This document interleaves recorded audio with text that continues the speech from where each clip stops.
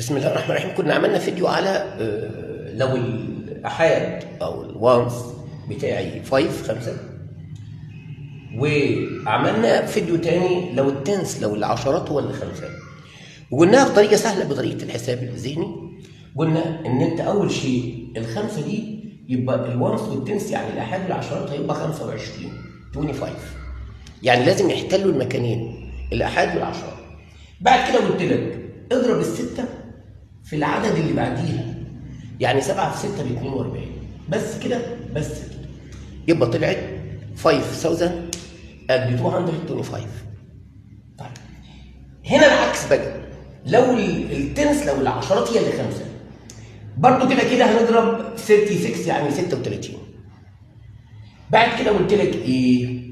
ال5 دي هتعمل فيها ايه؟ هتقول 5 في 5 ب 25 ضيف عليها 6 يبقى 61 يبقى 3136.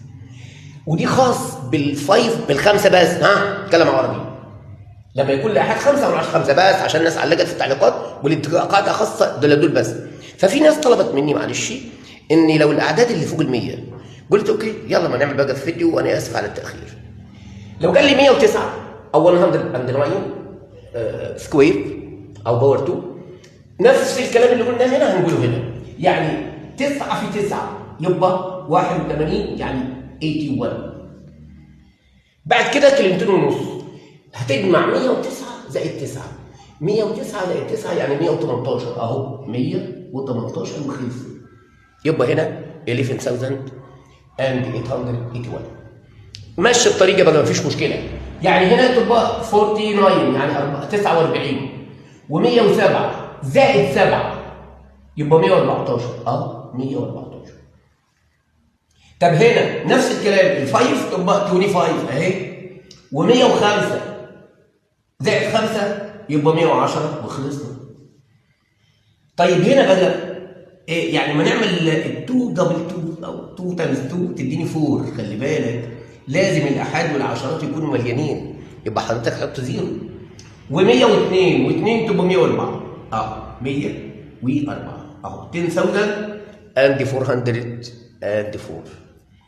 طب نيجي هنا اعمل نفس الحركه 12 بالعربي في 12 ب 12 144 بس استنى انا لازم يكون عندي خانتين 2 بس، يعني الواد ده بعد اذنك شويه كده و112 زائد 12 124 112 زائد 12 124 وكان معايا واحد يبقى 125 اهو 125 يبقى 12544. نيجي هنا برضه نفس الكلام 15 في 15 225. لا انا عايز خانتين 2 بس احاد وعشرات، شيل ال2 دي هتنضاف بعد كده على المئات اللي جايه بعد كده اهي. وعندي 115 زائد 15 يبقى 130 زائد 2 يبقى 132 يبقى 13225. كلام سهل وبسيط ويا رب اكون وعدت واوفيت، لان في ناس طلبت مني لو الارقام فوق ال100. تحت امركم جميعا، اشوفكم في فيديو اخر.